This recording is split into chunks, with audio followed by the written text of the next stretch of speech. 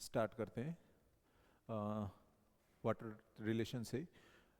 रंध्र रात में किनके खुलते हैं? रात में रंध्र किनके खुलते हैं? कि रात में तो खुलते हैं और दिन में बंद रहते हैं। स्कोटोफाइटिक जो रंध्र होते हैं वो किस में पाए जाते हैं?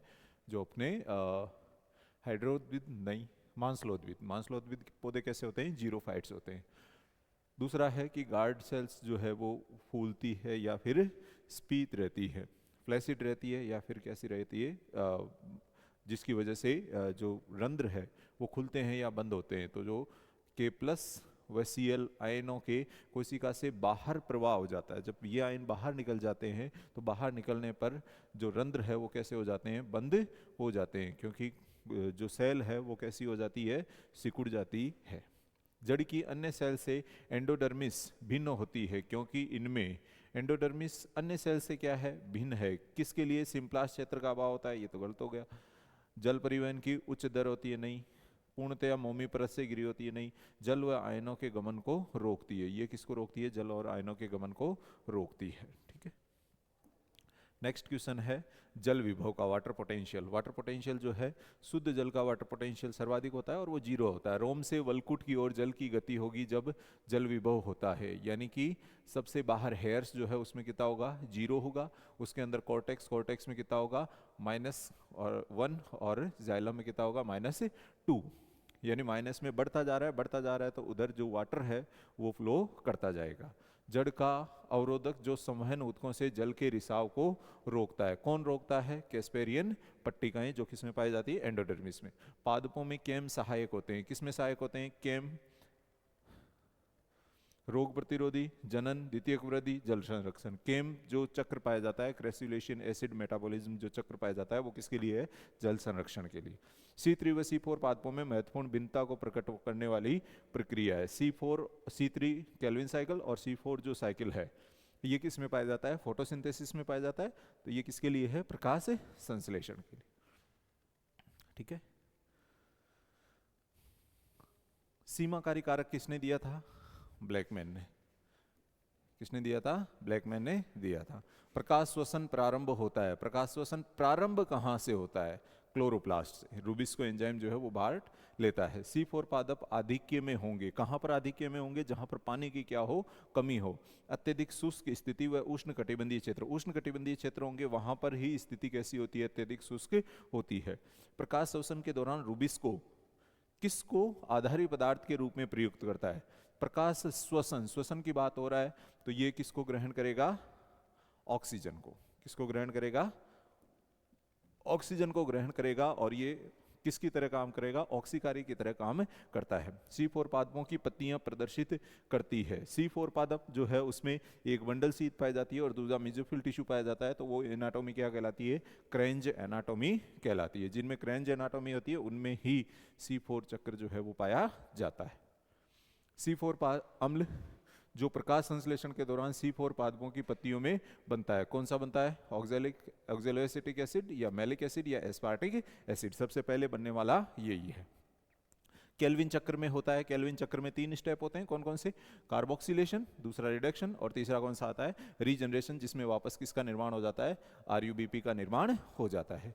केल्विन चक्र में RUBP के निर्माण के लिए कितने ATP आवश्यक होते हैं? कितने ATP आवश्यक होते हैं? 6। कितने ATP चाहिए होती है? एक RUBP निर्माण के लिए 6 ATP की आवश्यकता पड़ती है।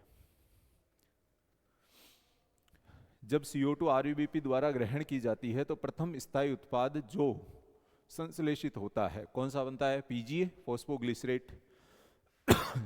चक्रीय फॉस्फोरिलीकरण में शुद्ध ऊर्जा जो मुक्त होती है। चक्रीय फॉस्फोरिलीकरण जो कहाँ से स्टार्ट होता है? PS फर्स्ट से स्टार्ट होता है और वापस इलेक्ट्रॉन किस पर पहुंच जाता है? PS फर्स्ट पर ही पहुंच जाता है। तो उसमें किसका निर्माण होता है? ATP का निर्माण होता है। NADPH2 का निर्माण उसमें नहीं होता। जल के प्रकाशिक अपघटन से मुक्त होते हैं। कहाँ पर होता है प्रकाशिक अपघटन? PS सेकंड पर होता है। और उसमें क्या बनते हैं? इलेक्ट्रॉन बनता है, प्रोटॉन बनते हैं और क्या बनता है? ऑक्सीजन का निर्माण होता है। ये अभिक्रिया जो है H2O क्या बना देगी? 2H+2 electron plus half oxygen. तो प्रोटॉन, इलेक्ट्रॉन और ऑक्सीजन का निर्माण होता है। अचक्रिक फॉस्फोरिलीकरण में इलेक्ट्रॉन प्रवाह होता है। हमेशा कैसा होगा? यूनिडायरेक्शनल। कैसा होगा? यूनिडायरेक्शनल। ऐसा नहीं है कि वहां से घूमकर वापस आ जाएगा। ठीक है। जेड योजना में कौन सा एक बनता है? जेड योजना क्या है? अचक्रीय फोस्फोराइलेशन, नॉन साइक्लिक फोटोफॉस्फोराइलेशन है। उसमें किसका निर्माण होता है? एटीपी का होता है, NADPH2 का होता है, और किसका निर्माण होता है? ऑक्सीजन का, यानी सभी का इसमें निर्माण होता है। फॉस्फोरिलीकरण कहाँ पर होता है? फॉस्फोरिलीकरण दो होता है, एक कहाँ पर होगा? क्लोरोप्लास्ट में, और दूसरा कहाँ पर होता है? माइटोकॉन्ड्रिया में। यानी कि फॉस्फोरिलीकरण कहाँ पर होता है? दोनों में ही होता है।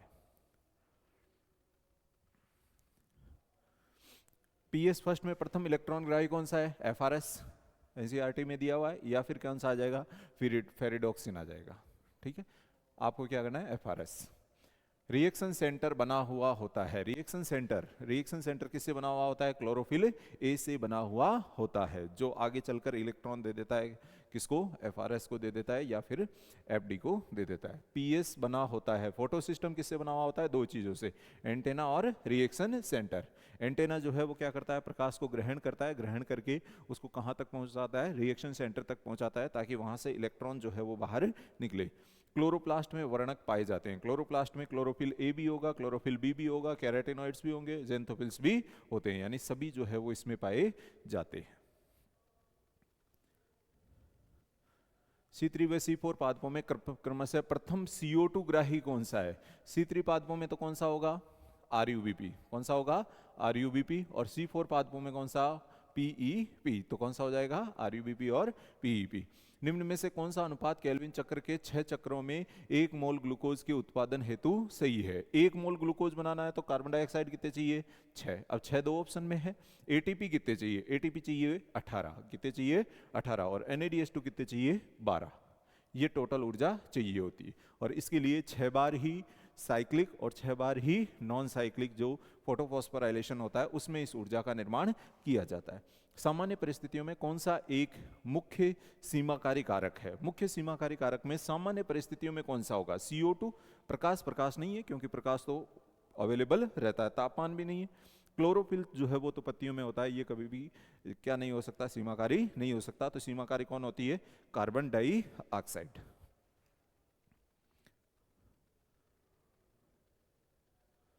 ब्लैकमैन ने डार्क रिएक्शन के लिए कौन सी समस्थानिक का प्रयोग किया? C14 का। किस पर प्रयोग किया था डार्क रिएक्शन के? ब्लैकमैन ने प्रयोग किस पे किए थे? क्लोरेला और सिंडेस्मस दोनों पर किए थे। वह उपापचयी पथ जो वायवीय और अवायवीय दोनों उपापचय में एक समान है। वायवीय और अवायवीय उपापचय, या जो वायवीय श्वसन है और अवायवीय श्वसन है, दोनों में समान जो पथ है वो कौन सा है? TCA साइकिल नहीं है। ETS किस में होता है? श्वसन में। क्रेब्स चक्र वायवीय में होता है। ETS और क्रेब्स दोनों ही किस में होते हैं? वायवीय में। और ये किसका नाम है? क्रेब्स चक्र का ही नाम है। तो कौन सा हो गया? EMP, जिसको हम बोलते हैं ग्लाइकोलाइसिस। ग्लूकोज से क्या बनता है? पायरुविक अम्ल। ग्लाइकोलाइसिस में कहां पर संपन्न होता है? ग्लाइकोलाइसिस साइटोसोल में। कहां पर होता है? साइटोसोल में संपन्न होता है। तथा क्या उत्पादित करता है? पायरुवेट। क्या उत्पादित करता है? पायरुवेट, जो ऑक्सीजन की उपस्थिति में माइटोकॉन्ड्रिया में प्रवेश करता है। कहां पर प्रवेश करता है? माइटोकॉन्ड्रिया में। ग्लाइकोलाइसिस होता कहां पर है? साइटोसोल में। और क्या बनाता है? पायरुविक अम्ल। कितने पायरुविक अम्ल बनाता है? 2 पायरुविक अम्ल। और ये पायरुविक अम्ल किस में पहुंच जाते हैं? माइटोकॉन्ड्रिया में पहुंच जाते हैं, जहां पर ऑक्सीजन की उपस्थिति में क्रेब्स चक्र जो है वो संपन्न होता है।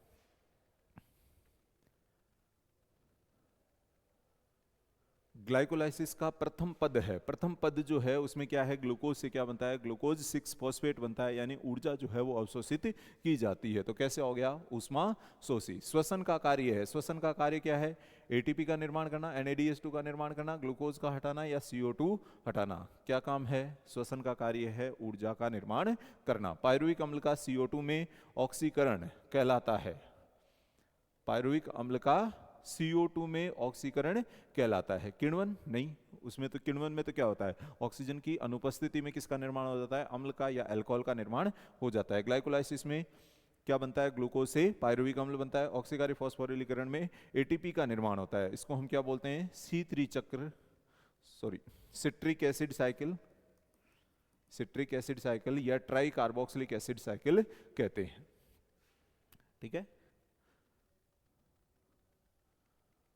क्रेब्स चक्र में बनने वाला 5 कार्बन वाला डाई कार्बोक्सिलिक एसिड जो नाइट्रोजन उपापचय में काम में आता है, 5 कार्बन वाला कौन है? एक ही यौगिक बनता है, अल्फा कीटो ग्लूटारिक एसिड। किण्वन में एक ग्लूकोज अणु से कितने शुद्ध एटीपी प्राप्त होते हैं? किण्वन में टोटल एटीपी 4 बनते हैं, जिनमें से 2 काम में आ जाते हैं, और लाभ कितने का होता है? 2 एटीपी का। क्रेब्स साइकिल, क्रेब्स साइकिल का कौन सा एंजाइम माइटोकॉन्ड्रिया की आंतरिक झिल्ली पर उपस्थित होता है? कौन सा होता है? सक्सिनेट डिहाइड, कौन सा होता है? सक्सिनेट डिहाइड्रोजिनेज जो एंजाइम है वो कहां पर पाया जाता है? आंतरिक झिल्ली पर एक ही एंजाइम जो है वो पाया जाता है।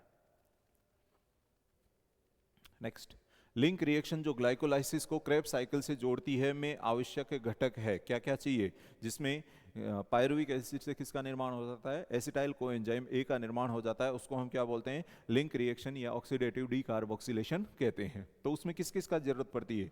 मैग्नीशियम की जरूरत पड़ती है, एनएडी की जरूरत पड़ती है, कोएंजाइम ए की जरूरत पड़ती है, थाइमीन पायरोफॉस्फेट और लिपोइक एसिड, यानी कि सभी जो है इसके लिए आवश्यक है। ईएमपी पथ द्वारा निर्मित एटीपी है। ईएमपी पथ में टोटल एटीपी कितने बनते हैं? 4। कितने बनते हैं? 4 एटीपी बनते हैं, और 2 क्या बनते हैं? NADH2 बनते हैं, जिनको आगे ऑक्सीकारी श्वसन होता है, वायवीय ऑक्सीकारी श्वसन होता है, तो उसमें 6 एटीपी और बन जाते हैं। लेकिन सिर्फ क्या पूछा है? ईएमपी, तो उसमें कितने एटीपी बनते हैं? 4। और शुद्ध लाभ कितने एटीपी का होता है? 2 एटीपी का। ठीक है।